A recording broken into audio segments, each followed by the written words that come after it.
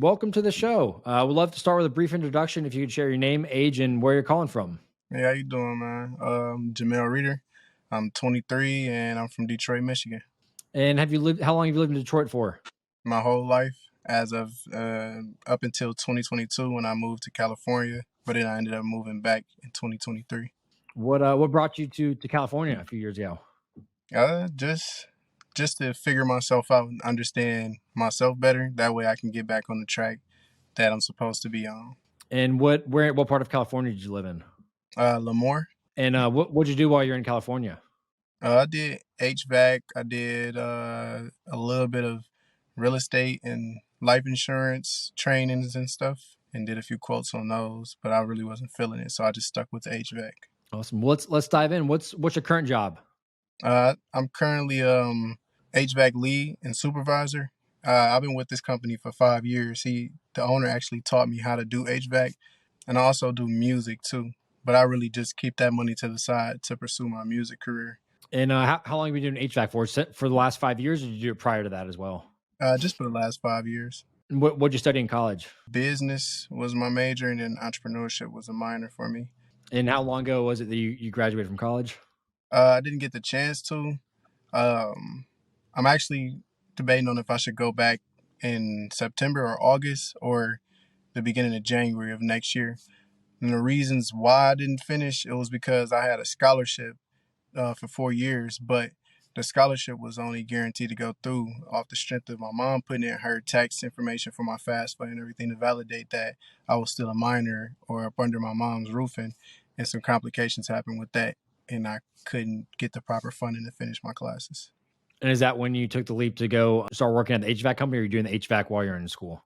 I was doing it while I was in school. Makes sense. Well, let's dive in. What are your future career goals? You talked about potentially wanting to go back to college. Currently, you have a gig at an HVAC company you've been doing for 5 years. What are your and you love doing music as well. What are your future career goals?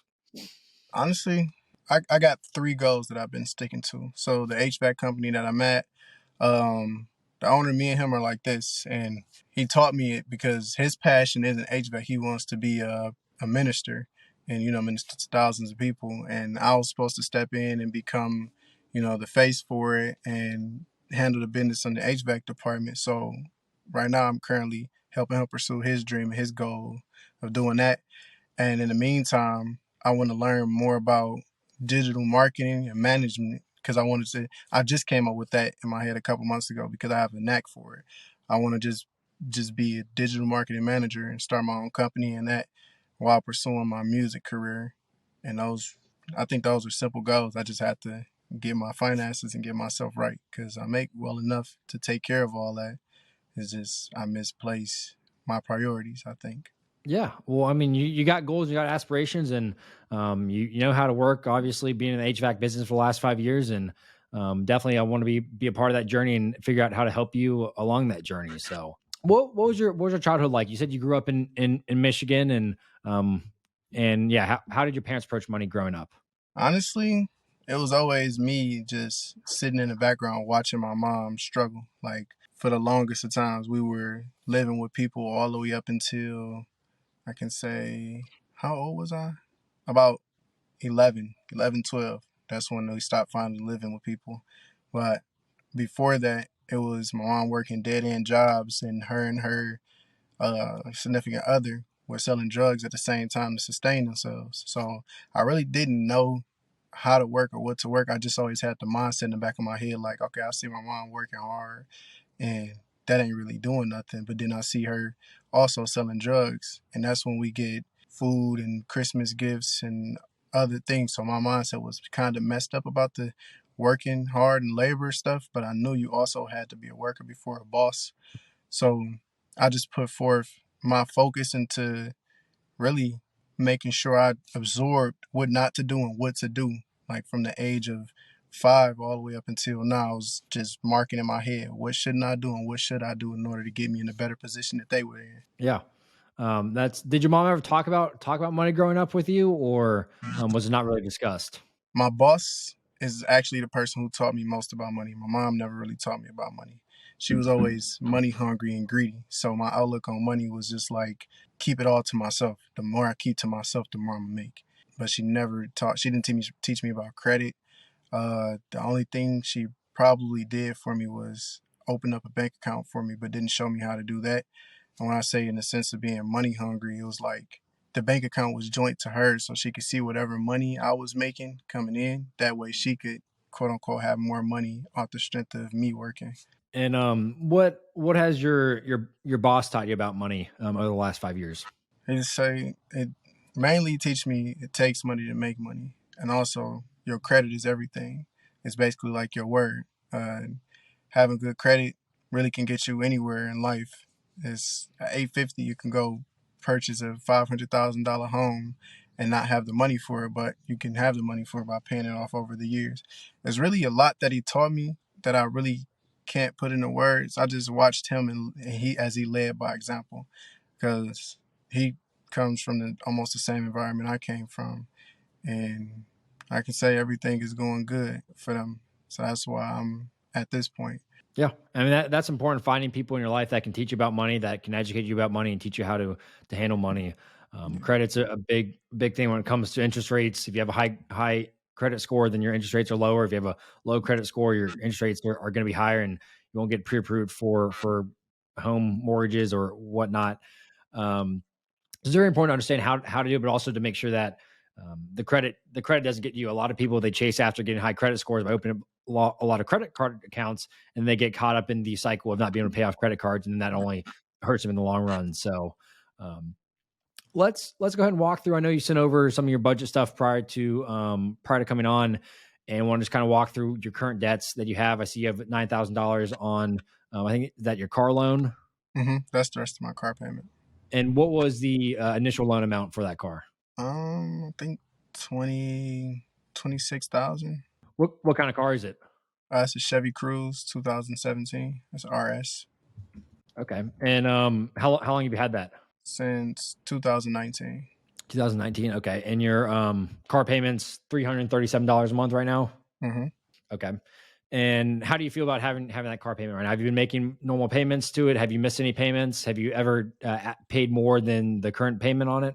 I've never paid more than the current payment. I've never missed a payment. All my payments have been on time. I don't like having a car payment though, because I just think about the time when I didn't have a car payment. I had a nice car. I didn't have to pay nobody. Um, if things did get a little bit hard, I could take my insurance off of there and put the money elsewhere for a couple of months and then put the insurance back on. Now with the car payment and insurance for a young person in Detroit, they try to charge. It's crazy. They try to charge 900 for no fault.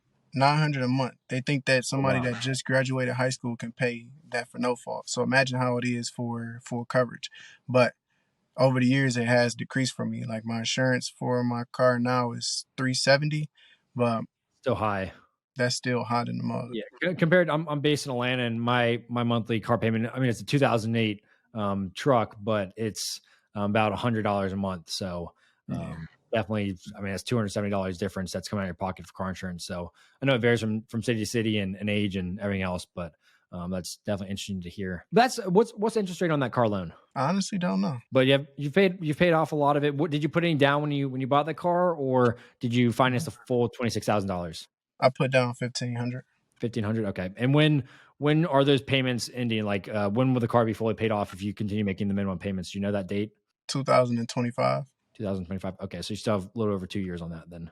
Okay. And then the other payment, the other debt, $2,000, is that credit card debt?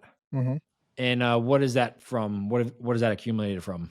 So I was last year. I was doing the end of 2021 from August all the way up until I that's when I had all that money and I didn't know what to do with it. So I was putting forth it into a lot of things that I thought would give back to me. And I had my own little small HVAC business going, as well as growing weed and the marketing thing as well. And the people that I had invested in with the HVAC, I didn't I didn't get permits per se put on the homes. So a few people ran off with my money, and I got into a car accident and was off of work from that. I had to wait for my car to get back fixed, and that was $1,000 on my deductible. And then literally after I got my car back, me and the girl that I was dealing with at the time had caught COVID, so I was off of work for almost a good 2 months. I had to still pay all my bills and stuff, so my savings was just dwindling away. And fast forward, after I just got tired, I saved up enough from working my HVAC jobs that were on the side, as well as my weed growing stuff, to get some money to move to California. So I got my car fixed all the way up, and expected to have at least 3 to 4 thousand when I was moving there. But some more unforeseen things happened on the way to going to California.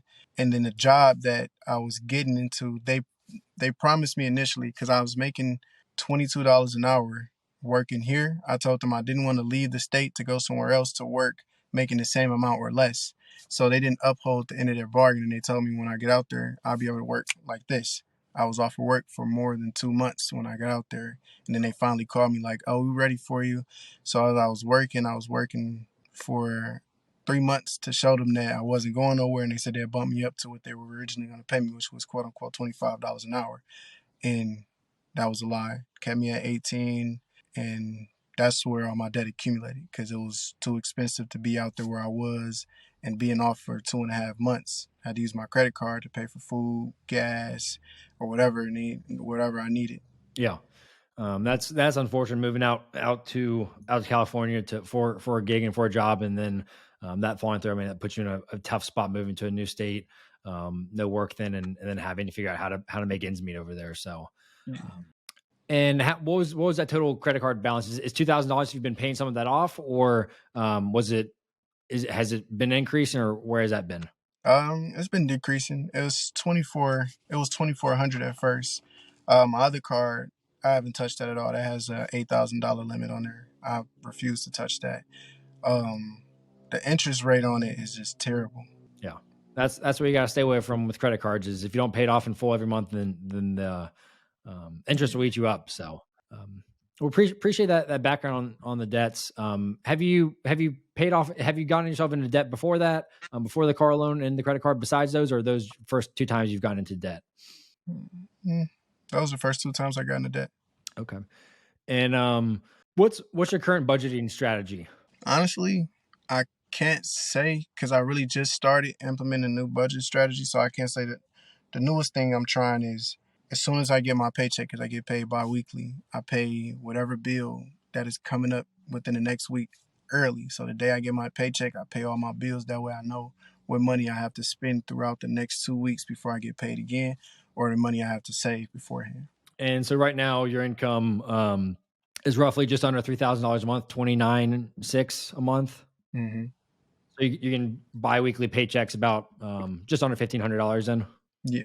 So let's dive in into the expenses, because I have some different questions. So right now, you said your rent right now is $300 a month, and then you have car insurance $370, car payment $337, gas $80, and then you have some miscellaneous expenses with like groceries, subscriptions, health and fitness. So you're spending about just over $1,400 a month right now. Mm-hmm. Where's that remaining $1,400 going? If you're bringing in just under $3,000, you're spending about $1,400. At first, when I first got back here, my boss had helped me get back to Michigan, so I owed him $1,500. I was paying them at least $400 to $500 a month to get rid of that, and then helping out around here to make sure I'm keeping up. And studio time, beats. I haven't bought clothes and stuff in a while. Studio time, beats, and helping out around here. And I just paid off that debt with them last month. And I've just been paying for all my money to my credit card that I got left. So studio time, how much are you spending a month on that right now? A good, 400. Yeah. 400 a month. And help around. Are you living at home right now, or living with roommates? I'm living with my godmom, so basically at home. And so you're spending money to help around the house right now as well? Mm-hmm. And how much are you spending a month right now there? $50 for cleaning supplies, and then I spend I said go $150, so $50 for cleaning supplies, and then $100 for any extra groceries and stuff. Okay. And then before that, you're saying your boss $400, $500 a month to pay him back of that loan, right? Mm-hmm. So that would bring us up to about $2,400 a month in income, in expenses, about $500 remaining. Do you know where the rest of that was going, or are you using that to pay off credit card debt? Yeah, using 100 of that to keep it below the interest line. But it wasn't working. Every time I paid the 100, it jumped up to 25, 80. I just wanted to keep it low enough that way it won't get in the red marker, and that way I can still pay it and be good with it. I don't know. Okay. The rest of it went to me buying freaking fast food at work. Fast food and snacks. Yeah.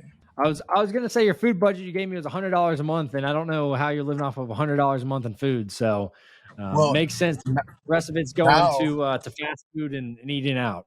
I'm gonna say now though, I can do it with $100 a month. I've been fasting for the past month and a half, and I don't eat from 8 in the morning to 8 at night.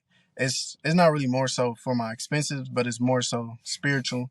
Uh, but I see the difference. Like I bought, I can buy $30 worth of fruit at Kroger and make myself like different portion bowls for the morning time, and then when it hits 8 o'clock at night, that's when I eat again, and that $30 of fruit will last me probably a week and a half of eating. So I probably spend probably $90 on the fruit and stuff I've been eating for the past month and a half now. Okay. So money was going towards food. Now you're fasting. Your food budget's going down a little bit. Okay, that'll make sense. And obviously, studio time, helping around the house, and then previous paying off your boss, and then fast food is kind of where all your money's going. I'm just taking a look at your current expenses and where it's at to figure out how to help and kind of uncover some things in your current situation. So that'll make sense. I mean, what's your current? You said your current goal is to pay off debt, to pay off your debt by the end of this year, and also trying to get your own place to live as well. Correct? hmm And how long do you think is that including the credit card payment and the car payment you want to pay off by the end of this year? I could do. I want to do something that's like realistic. So the car payment, that's cool. It's not really bothering me. The credit card payment is what's bothering me. I want to get rid of that, like probably within the next 2 to 3 months. The credit card payment, you could definitely, I mean, with your if you have, I mean, I guess this is where it comes down to priorities. Is like right now, studio time, obviously $400 a month. That's a lot right now coming out of your budget when you could be paying off your credit card debt. I mean, that could help pay off that pretty quickly. The credit card debt, if you put the music stuff obviously on pause for, I know that's your passions, but also I think you'd feel a lot more free and wouldn't have those monthly credit card. What's your monthly credit card payment right now? $80. $80. Okay. If you paid off that credit card debt quicker by pausing the studio time, that allow you to kind of speed that credit card process up, and you just put music on pause. Not saying, hey, let's get rid of it, but hey, let's put this on pause for 2 or 3 months, pay off the credit card debt. That'll open up $80 there that you can spend as well on studio time back in your pocket from it, and also not have the overhanging of the credit card payments. And then the other thing I'm curious too is the car payment. You said that's not really bothering you, but then when we started the call, you said the car payment does bother you. So I guess I'm curious, just from your standpoint, yeah, $337 coming out of your pocket every single month. How much does that bother you? Well, like I say, it doesn't presently bother me. It bothers me, but not as much as this credit card debt. Like if I was able to pay off this credit card and get it out the way, I can put forth more money towards the car payment to get it out the way. It bothers me, but like if I let it bother me, I'll probably get into doing stuff I shouldn't be doing in order to get money to pay it off faster. So I don't try to let it bother me. Yeah, that makes sense. Yeah, I would say definitely the credit card debt takes priority, takes precedent over the car payment.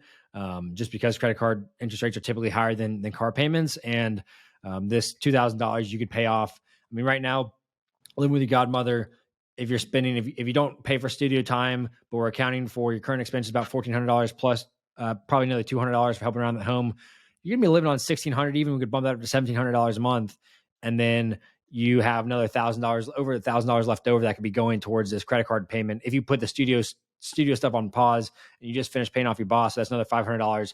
I mean, the studio time, and then you just finish paying off your boss, that's $900 a month that could be going towards paying off this credit card debt, and then going towards paying off the car within really a credit card payment in about 2 months.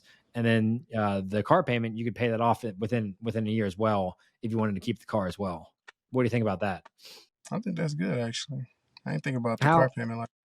how do you think you would feel if you're able to knock out credit card payment in 2 months and then start attacking the car payment, and you had no car loan by the beginning of next year? I feel good as hell actually. What would you do? What would you do with I mean, that's $340 in car payments, roughly, and $80 in credit card payments. $400 a month in money that you could spend. I mean, that's just studio time right there for you. Right there is if you were able to pay those off. Yeah, that that will actually free me up to actually start putting forth my energy to doing stuff that I actually really want to do. Like I said, the marketing, managing, and then my music. Like I've been learning, putting forth too much learning in that, but it's a career path I want to do. So if I free up my expenses, being an artist is very expensive and people don't see that. You have to have marketing, you have to have a following, and you can't let it get to your head. Like I feel like I'm in this predicament because I did let it get to my head. Because around the time when I did get, I forgot how much it was, around a good, I don't know how much money I had, but I had over 20, 30,000, and my music was getting a rise. And people, when the first video I put out would get 15,000 views on the first day, and then the next day 30,000 views, and I'm in my head like, sheesh, like this is crazy. Like, okay, I'm doing something, and I became airheaded about it. And that airheadedness just stuck with me for a long time. But taking that away, that would get me out of that. It would help me get out of that mindset faster and put forth my energy and stuff that I really need to do in order to become who I'm supposed to be in my life. Yeah, I mean, if you had those debts paid off and you didn't have to sit here and think about, okay, I need to do this so that I can pay this debt off, or I can to make ends meet there. I mean, you've got a couple $100 a month that you could be using to put towards your studio time, to put towards this, that are like, or Honestly, something. Go ahead. what? So if I get those out the way, honestly, um, the only real expenses I would have is gas, car, not the car, no, Car gas, insurance. rent, car insurance. So my expenses will be around $1,000 a month. Yeah. Yep. Without the car payment, without the credit card payment, you'd be about $1,000 a month right now in expenses, and you're bringing in $2,900 a month. So that's $1,900 that you could be putting 400 of that towards studio time. You could be putting 500 of that towards a retirement investment account, and you could be putting 500 of that towards whatever other spend that you want, or you can put 500 more of that towards, okay, you want to go get your own place. I'm not sure what a one bedroom in Detroit would be, but you could go spend $800 on a one bedroom apartment, or whatever that is, that's comfortable, that's about 30% of your take home pay, and go spend that on a house, and have, or not a house, on an apartment, get your own apartment, pay for utilities, pay for water if you want your own space. If that's something you want to do, obviously you might have more, paying for more cleaning supplies since you're not helping your godmother with that, or other expenses, paying for water, paying for electricity. But if you get rid of that car payment and that credit card payment, $400 a month is a lot, and you keeping your expenses low. I mean, you would have plenty of money to be living off of, and saving, putting money towards your studio time, putting money towards a retirement account as well. Okay. Okay. Have you started? Have you ever thought about saving for retirement, or building for retirement, or investing? I actually just started a 401k. Awesome. Awesome. That's a great place to start. Does your company have any benefits with that? Do they do a 401k match, or did your boss just help you set that up? We actually just set it up. I don't know much about it. We haven't gotten to details yet, but I trust them enough to not even ask questions. But I really do need to ask questions about that. They do match me though on the monthly takeout of the 401k. So that's pretty much all I know because this is new to us. Um, he was starting from zero again. So as he was building up the company, I was side by side with him building up the company. So this past 2 years has been the first 2 years like that we actually been on some professional. Let's actually do this the right way, and Yeah. No, that's awesome that the 401k is being offered now, and definitely get more details on that. Figure out what the match is, what investment options there are, and email me, and I can send you some different resources on things to read up on what you should do. Single stocks are very risky investments. You might see people on the internet investing in GameStop or AMC and making money, but also a lot of people lose a lot of money doing that. So index funds, if you're familiar with them, that's kind of the main route that a lot of people do go, and especially in 401ks is mainly the option. They don't typically offer single stock investments in 401ks, but mutual funds or ETFs or index funds that are low cost, and their expense ratios are typically the route to go in those. And definitely is something to start. You're young, that will continue to compound over time. that that you can start putting away and build wealth with that. Okay. Out of curiosity, I'm curious. I mean, just from a financial perspective, so the average return of the stock market, if you're in good index funds, low cost index funds, um, is around 7% is what a lot of people say to project for in terms of your annual return. How much do you think you'd have saved for retirement 40 years from now at a 7% return if you put $500 in a month? I said be $6,000 a month, or sorry, $6,000 a year for 40 years. Do you have an estimate how much you would have at retirement? So you'd be 63 years old with putting $500 away a month. Do you know roughly where you'd be at? No, I ain't did the math. I'm kind of a little bad with math right now. That's okay. I'm here to teach you, here for us to learn. Yeah. So if you put $500 a month away for 40 years at 7% interest in good index funds, you'd be about $1.2 million in your investment account at that point. Okay. That's 40 years from now, and that's accounting for inflation as well with that 7%. So roughly, if we're accounting for 3% inflation, on average 10% returns, you're going to be getting about a 7% return on your money, which you'd have $1.2 million in that. How would you feel if you're 63 years old with $1.2 million in the bank? I feel good as hell. Do you think that's possible? I mean, right now we just kind of ran through some of your expenses stuff, and if you're spending about $1,000 a month, if you knocked out this car payment, do you think it'd be realistic to be saving $500 a month? Honestly, yeah.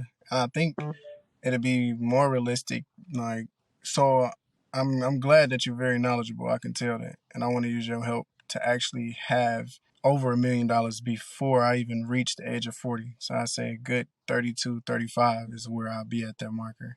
But if that doesn't happen, that actually do sound and feel good. Is there any way, like, let's say if I was to do that, and these $500 that I'm saving is going forth towards the 401k, or that's just me saving myself, period? Yeah, so I would say that toward your retirement account. Retirement accounts have some tax advantages with it. If you have a um, just normal 401 traditional 401k match, you'll be putting that'll be going in pre-tax, so it'll help with tax deductions there. So I would suggest doing that route if that's your only option. And the other option is the Roth 401k option, which you'll pay taxes on the money going in, but then at retirement, that $1.2 million you will not pay taxes on, and the traditional you will pay taxes on. But some 401k providers don't give you the Roth option. So after this call, I mean, you can shoot me an email with different options that you have, whether it's the Roth or the traditional, and we can kind of email back and forth about some of the different options and ideas there. But I would highly recommend in at least starting in the retirement account. That's where you should initially start. If your company has a match, say it's a 5% match, definitely match at least to that 5%. Because if you put in your up to 5% of yours, they'll be matching that dollar for dollar if they offer a match there. So that would be just investment that the company is making in you, and that'll help provide you with funds there. I mean, if you're putting in 5% of your gross income right now, it'd be about $188 a month. And if the company's matching the $188 themselves as well, it'd be $396 going into your 401k every single month. And that's getting close to that $500 mark that we'd want to be at, if not higher than that. So, and that will set you on a trajectory for having that 1.2 million on when you're about 63. To your point, that's where I would start. To your point of, hey, how do I build wealth quicker than that? If I want to do it in 10 years and in 20 years, I mean, what I would do is starting in that ballpark with the 401k retirement to start your retirement savings. But then, okay, how can I build income prior to that? How can I increase my income at my current job? Can I help close more clients, close more deals, and be on a commission structure to help increase my income so I can invest more money? Hitting a $1 million in investments in the next 10 years off of $40,000 salary, that's going to be very difficult to do. But if you're able to work out a commission structure with your boss, have your current base pay, but if you can close extra clients for the HVAC business or do or start making money in your music, then okay, that's going to help you speed up that, allow you more money to invest and to build that wealth. So initially where it started is in the retirement accounts, because there are tax advantages with that, whether it's a Roth or traditional. And then after that, okay, how can I start thinking about increasing my income? Is it figuring out a structure with my boss that's a commission-based structure for new opportunities? Again, keeping your current base salary is important. Or is it how can I do, you said digital marketing, something you're passionate about. Is that something you can start charging clients for and do that on nights and weekends and make an extra $1,000 a month or $1,500 a month that can be helping you build more income and then be putting more money away for retirement. Okay, But yeah, okay. that's something That I'd make love to chat further about after this call. I mean, you can be send me a bunch of stuff via email, and we can chat back and forth. And I'll send you a lot of different resources and stuff that what I've learned from and how to kind of help you set you up for success there. Is there a possible way, let's say the 401k, could something bad happen and then everything that you do or invest in that go away? Like, So, are you saying like is there risks with the 401k? Yeah, mhm. so there's a few limitations. So the 401k, you're not allowed to pull money out until you're in your, I think it's 59 and a half, I believe. You can pull out contributions at that point, and anything else you pull prior to that, you'll incur a penalty. I think it's 10%. So you are limited on being able to pull money out of that. It's not like a bank account where you can say, okay, I have $10,000 in here. Let me pull that $10,000 out tomorrow, because the government will take, you will be penalized for that. And then you'll have taxes on as well on top of that. So there are limitations like that. So that's money you're not going to be touching for 40 years at this point. But in terms of, can that go from $100,000 or $10,000? If you build up $100,000, can that go to zero? My answer in short is it should not. Yes, there's a risk with everything. The only risk is, so index funds and mutual funds, they're large baskets of stocks that own little pieces of companies like Apple, like Google, like Microsoft. So if you're in an S&P 500 fund that's tracking the S&P 500, then that has Apple, it has Amazon, it has Microsoft, it has the top 500 companies in the United States in that fund. You own a little 1%, 0.5%, 5% of all these different companies that is just tracking the S&P 500. And if that goes to zero, if the S&P 500, the index fund that's tracking the S&P 500 goes to zero, well, that means the entire U.S. economy is worth $0 because you own a portion of Google, of Apple, of Microsoft, of the top 500 companies in the United States, and their equivalent values were zero. So yes, there's risks, and there's years like last year, the stock market was down. People were freaking out. Their investment portfolios were down 15, 20%, 30% at certain times of the year. But if you're investing in a long-term horizon, I have full confidence in the U.S. economy, and most individuals do, that, okay, the U.S. economy is going to be stable. It's going to continue to grow, and investing in companies in the United States is valuable. And yes, there's plenty of companies you can invest in company A that's worth $1 billion today, and it could be worth $0 tomorrow, or 5 years from now. But if you're investing in mutual funds that own mutual funds, index funds, ETFs that are low cost, that you're investing in, and they have 500 different companies in their portfolio in that bucket, then it's okay. If one of those goes to zero, then they're going to be replacing that with another company that's worth something. So it might affect the return slightly, but because it's small portions of each of those funds is accumulated with one company, then your risk is deferred there, and mitigated. We were talking about 401ks and investments there, and what I was saying essentially is, by investing in index funds and ETFs, they're large baskets of stocks, and your risk is diversified there at that point if one of those companies no longer exists. But I mean, retirement accounts are pretty much the number one way most individuals build wealth, because that's a lot of things most people are taught is, hey, contribute to your 401k, invest in these funds, and then it's a 40-year horizon if you start investing when you're 23 years old, because you can't take money out until you're in your 60s. So shoot me an email after this again with what options your company has, what the match is, and I can help you kind of send you some resources on what I would do if I was in your shoes. If I was in your shoes, frankly, I mean, what I'd do is I'd find ETFs. I'd find a broad market US ETF. I'd find an SP 500 ETF, and I'd find probably an international stock market fund ETF, and have a combination of those. And depending on what you are, because you're young, because your time horizon is 40 plus years out, we'll take that offline and chat about that and see how we can help. So, do you have any other questions on that?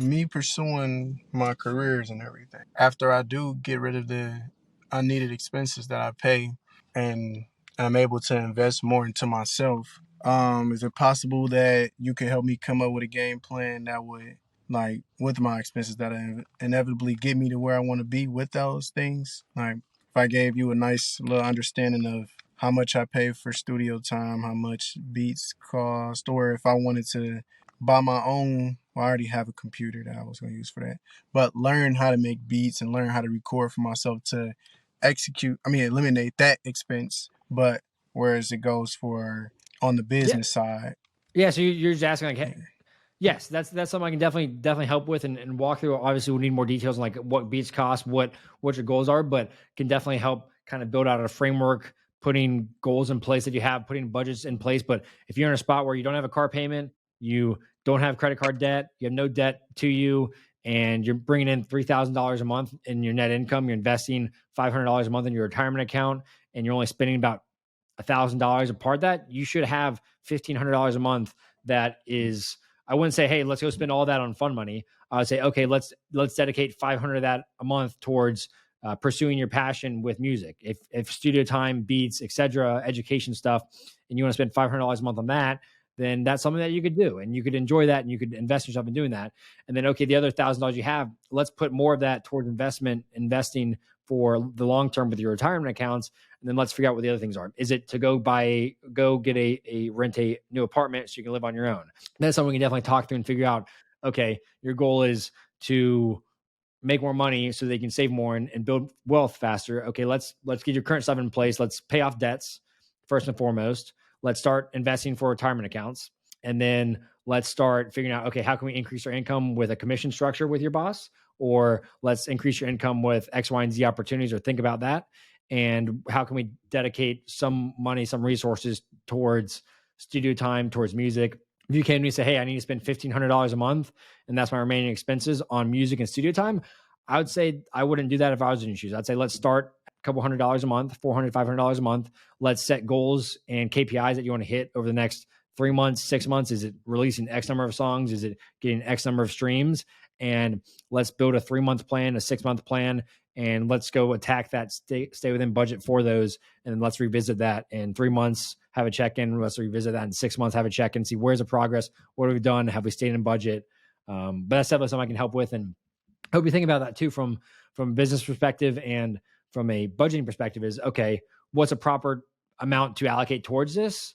What's a proper amount to be investing in retirement accounts, and go from there. So Okay. that excites me. And that's something that you're passionate about. And obviously you're passionate about music. You're passionate about trying to figure out ways to do it. And you're taking the first step right now is, okay, how can I become more educated with my finances? You paid off your boss, which is great, last month. And now let's work towards paying all these credit card debts and this car payment. And we're in a spot where you have more flexibility with your income, that you can spend money on studio time, and you can spend money on, if you want to go take a trip, if you save up for that. Obviously not going into credit card debt again, not going into car loan debt again. But okay, can I say $50 a month or $100 a month for 6 months to go wherever for vacation or go do X, Y, and Z?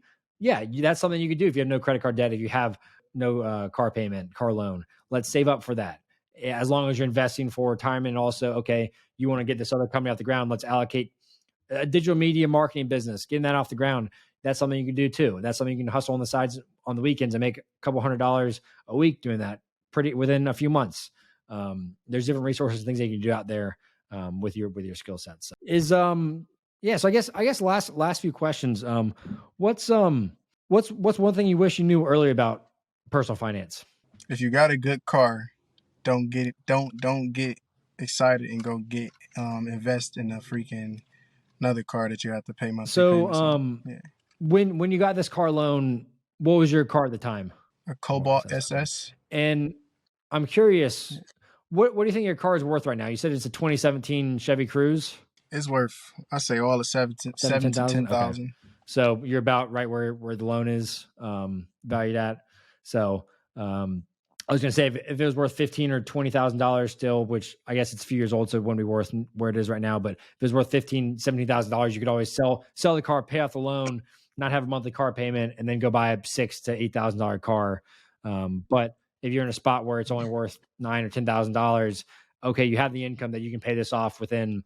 If you can pay $1,200 a month towards this, once you knock off the credit card debt, okay, you're going to pay this off in just 8 months or so, 8 or 9 months. So what sucks about that is, like, no matter where I go, like a authorized dealer or a funky dealership in Detroit or in the burbs, even though I have the Rally Sport package on my car, literally every single car is like $7,000 to $10,000. Like they're not paying more or expecting people to pay more for that car, even though it's a good, reliable car.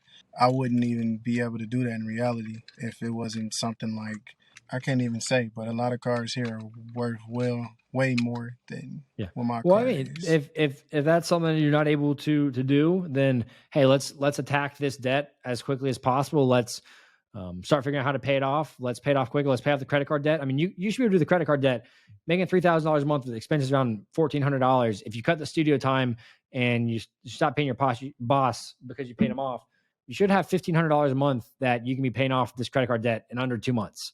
And then from there, okay, you're still making your monthly payments on the car payment. Now you got just over about $9,500 on your car payment. If you're attacking that with an extra $1,200 a month too, or $1,500 a month, you have that paid off in 8 months. And then 8 months from now, okay, you got no car payment, you got no credit card payment, you got no debt, and you're spending $1,000 a month because you have no car payment anymore. You're gonna be in a spot. You're gonna be in a great spot in terms of, okay, what are my options here? I have options to go get a 1 bedroom apartment, and I'll increase my monthly expenses by $500, $600 a month from that. I'll have the options to, okay, let's go invest in studio time, or let's invest in opportunities that I can learn or find people that I can pay to teach me about doing beats and take some of that cost off there. Or do I need a new computer to be able to do that? You can save money for that. But with this debt right now, yeah, $400+ of it is coming out of your pocket right now towards your current debts, and you're just spending $500+ a month towards your boss that helped you relocate back to Detroit, and then you had additional $400 a month right now coming out of studio time, and that's $1,500 that you can free up, that you'll free up between last month and the end of this year. So how would you feel about that? Going into 2024 with no debt payments, $1,000 a month in expenses, and making still $3,000 a month. And we're not even talking about how do you increase your income the rest of the year. Right. Yeah, I feel good. I definitely be happier because I'm more of an adventurous person. I didn't see probably 80% of what Michigan has to offer. So for my future plans, I want to take trips and stuff, and that'll definitely help me Yeah, do that. you could then after that say, okay, I want to go travel wherever, travel Michigan or travel the United States, and I'm going to save $200 a month towards that. So you have $2,000 a month in your income that you can allocate towards one retirement and investment account. So I would say invest at least $500 a month towards that, if not a little bit more. Say you want to do $200 towards travel, you're going to put $500 towards getting your own place. I mean, you'll have options to be able to do that, and $200 a month of travel at $2,400. You can go take a couple trips to different places around the country. You can drive to different parts of Michigan and get hotels or Airbnbs. You can drive or fly to a part of California if you want to go visit that, or Florida, wherever it is. But you have that options to do that once you get out of debt and free up your cash flow there. Awesome. Well, do you have any final questions for me today? Honestly, no. I do have some questions for you like later down the Yeah. line. I actually I like this. I appreciate that you're doing this. It's like you doing some good work. Um, Honestly, in all honesty, within my heart, I want to see if there's a way that I could invest in this too. Just nothing. I don't want nothing in return with it. I just like to see people doing good work in order to educate or help people become better than what they are.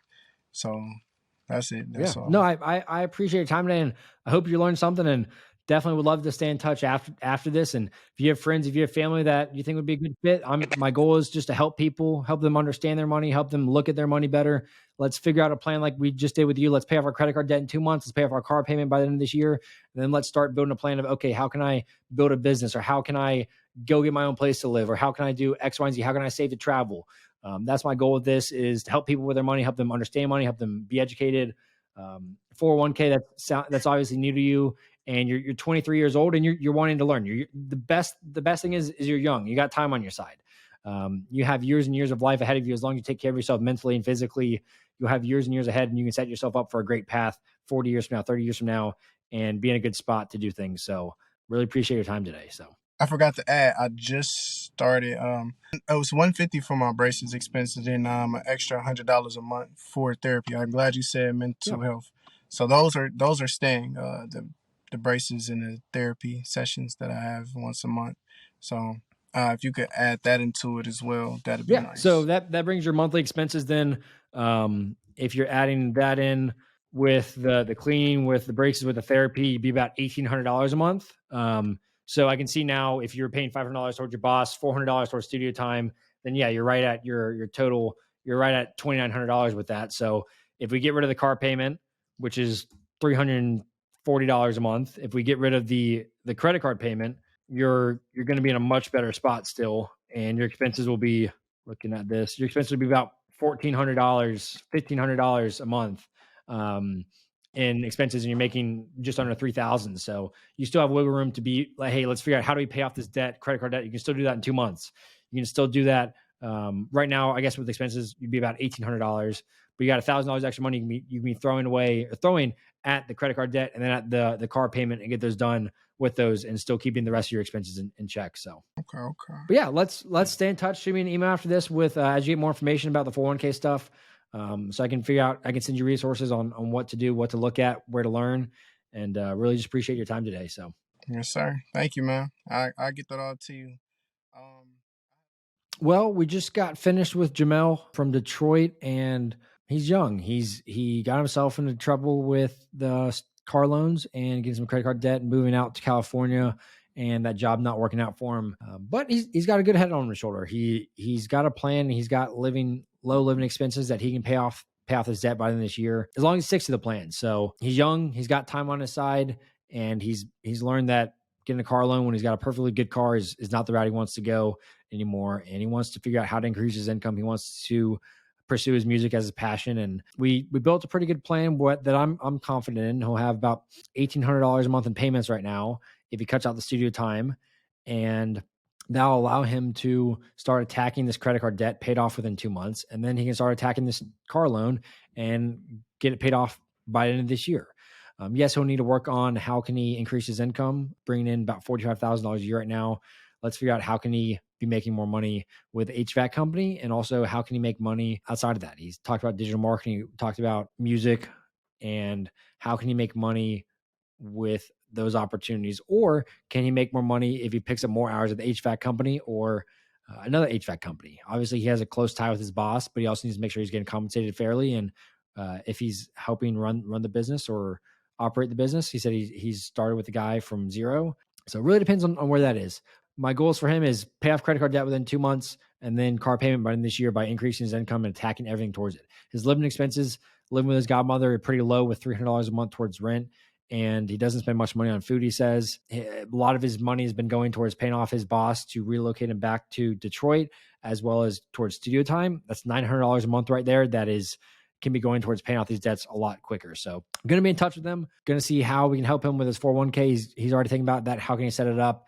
And I think he can set it up and be in a great position 40 years from now, set himself up for success there. Then, okay, let's have let's have the debts paid off. Let's start retirement contributions going, and let's figure out, okay, how can we increase this income and start building wealth with it. So thank you for your time today. Thank you everyone who watched this. Make sure you like and subscribe. If you want to be on the show, if you know someone that is thinking about buying a way too big or expensive a house, or wants to finance a car, or is in debt and doesn't know where to start, what they're struggling with or how to fix it, tell them to reach out. The email's in the caption below. My goal is here to help people, help them understand their money, help them learn about money, help me learn more about money, and just have conversations with people to see how we can help you next time.